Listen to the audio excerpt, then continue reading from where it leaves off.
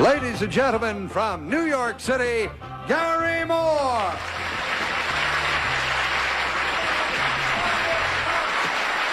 Thank you.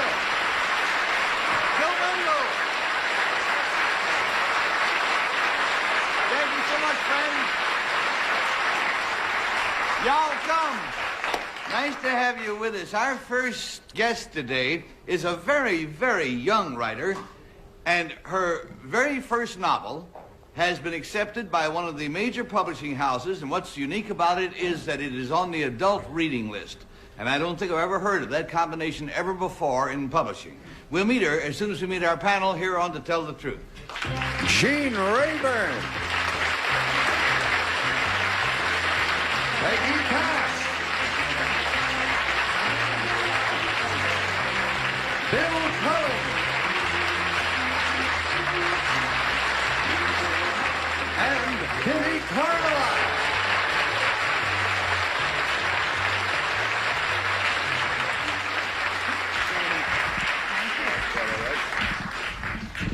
I have heard of early successes in my life, but this young lady that we've got coming up takes the cake for all time as far as I'm concerned.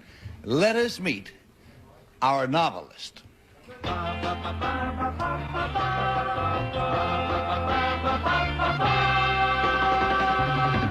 Number one, what is your name, please? My name is Alexandra Sheedy. Number two. My name is Alexandra Sheedy. Number three. My name is Alexandra Sheedy. And your delightful assignment, panel, is to uncover the real Alexandra Sheedy, and here is her novel story. She says, I, Alexandra Sheedy, have just written my first novel. It's an historical tale based on the life of Queen Elizabeth I of England. The narrator was able to hear many conversations without ever being noticed. And why? Well, because the narrator was a mouse. My best friend, Jessica Ann Levy, drew the illustrations, and here are two of them. Here is Queen Elizabeth I in her early 40s in a ball gown. And here you see a gathering of nobility watching a play by William Shakespeare. My book is really for people of all ages. As a matter of fact, it's being published on the adult list. The first time the work of anyone as young as I am has been so honored. The title of my book is She Was Nice to Mice. The other side of Elizabeth I's character never before revealed by previous historians. Signed, Alexandra Sheedy.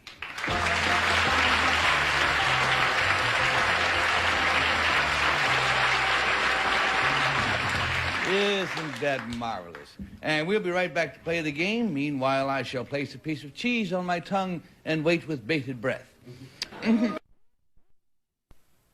Now, who could forget that across the way we have three astonishingly honest-looking young ladies, each of whom claims to be Alexandra Sheedy, the author of a novel based on the life of Queen Elizabeth I of England.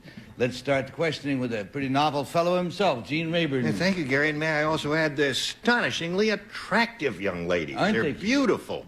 Number three, you're a darling looking. Are you married? Number three, who published your book? The McGraw-Hill Company. Yes, and may I stay with you, number three, is Jessica Ann, who did the illustrations, is she your age or is she an older lady? Yes, she's my age. She is your age. Yes. And number two, how did you find out about Queen Elizabeth? How did you do your research on this project? Well, we'd studied Queen Elizabeth the last year in school. We've studied her this past year. And I found her, I chose to make her, well, one of my main characters, and I found her very, very interesting. Number one, can you name a book that you read that taught you a little bit about Queen Elizabeth? Yes, I read Elizabeth in Essex by Leighton Strachey. And number one, do you know what groundlings are? In one of those pictures, you said they're watching William Shakespeare, the royalty. Did you run across the word groundlings anywhere? You didn't do not that, that I can eh? recall. And Thank you, Gene. We're going on, please, to Peggy. Neither did I. Number two, where do you go to school? I go to school at the Putney Boarding School. Thank you. And number three, where do you go to school? I go to Bartram School in Jacksonville, Florida. And number one, where do you go to school? Bank Street School for Children, Manhattan. Thank you. Well, number one, was it a whole project, your thing of a Queen Elizabeth, like a private study thing that you did on your own? Well, I was always interested, in that period of time. So I just, I decided it kind of worked, and I was interested in her. Thank you. Number 3, who was Queen Elizabeth's mother? Oh, Anne Boleyn. Thank you. And number 2, name 2 people she had executed. Oh. She was so nice to mice, but she wasn't so hot to people. Earl of Essex and Mary, Queen of Scots. Thank you. And number 1, in which oh. I want to tell you, you don't want to fool around with that team over there. We're all in trouble. Bill Cullen. Well, I don't know anything about history. I want to find out about the novel. Number 2, this mouse who ends up as narrator in your book. Does he happen to be a resident of the castle where the Queen's living at the time? Yes, it's a she. It is a she-mouse? It's a she. Good. Number 2, staying with you, is there any reason why it's a she-mouse? Any specific reason? Well, I don't know. When I wrote this, I just got the feeling that I'm not woman's libist, and I'm not against woman's lib. I just decided to make it a she for no real reason. Well, certainly all right with me, number 2. Number 1, this lady mouse, or this woman mouse, I don't want to get in trouble here with these ladies at this age. This woman mouse, is she part of a large group of mice? Well, yes, there's lots of little groups of mice that know each other, and they all have different holes, and they all visit each other. And he is, yeah. Thank you. Number 3, now your mouse has to say something. What is your mouse's opening words in the novel? Like, like we know that Melville's novel began with "Call me Mickey" or whatever. Number 3, what does the mouse say at the beginning of the book? At the very beginning of the book, what does he say? Well, he says the Queen is one of the nicest ladies he's ever seen. Hey, now I noticed that your mouse was... Oh, I'm sorry about that. Let's go on. Yes, is your mouse a he, number 3?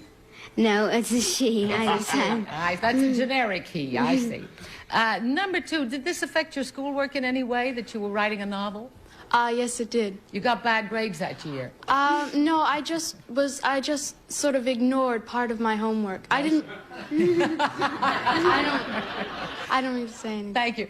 Number 1, this novel, it's a novel, in other words, you made up a lot of things, is that right? Yeah. You made up things that happened to Queen Elizabeth that weren't so?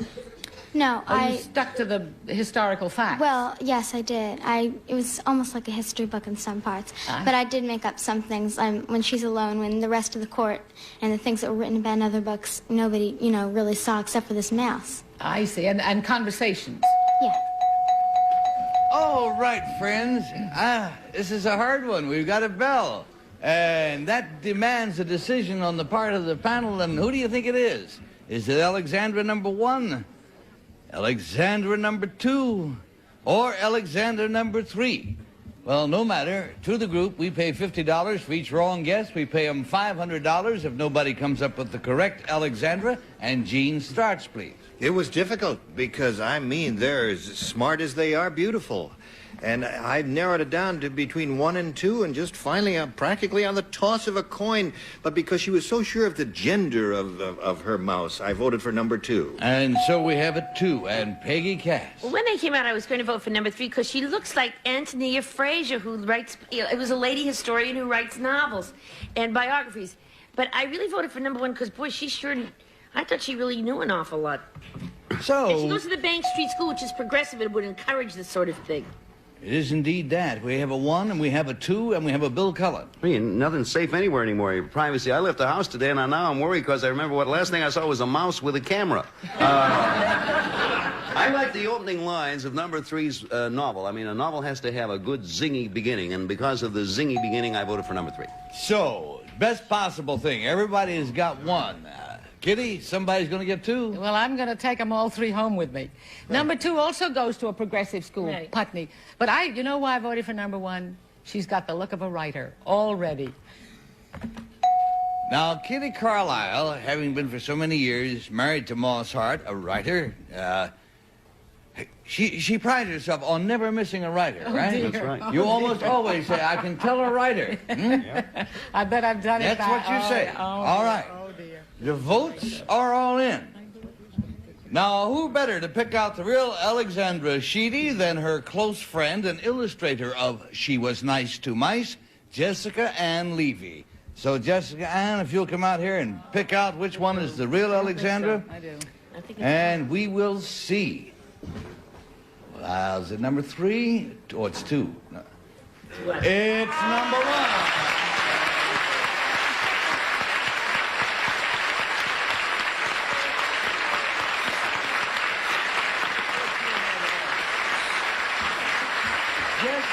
have a seat with Alexandra.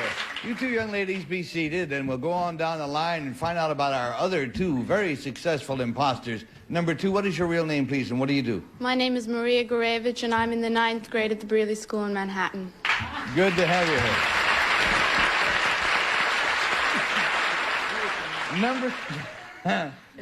Number 3, let's just sit and look at number 3. Right. Look at her. Number 3, what is your real name, and what do you do?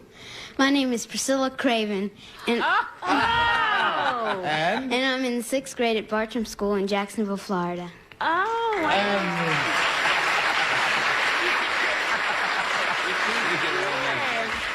And she is the daughter of one of the more prominent staff members of To Tell the Truth, Dick Craven, who we just cherish and are delighted to have you with us, young lady.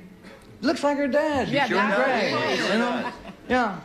Listen, Alexandra, we're all so proud to have had you on the show, and your illustrator as well. Jessica, thank you both, and thank you all for being with us on To Tell the Truth. Good luck.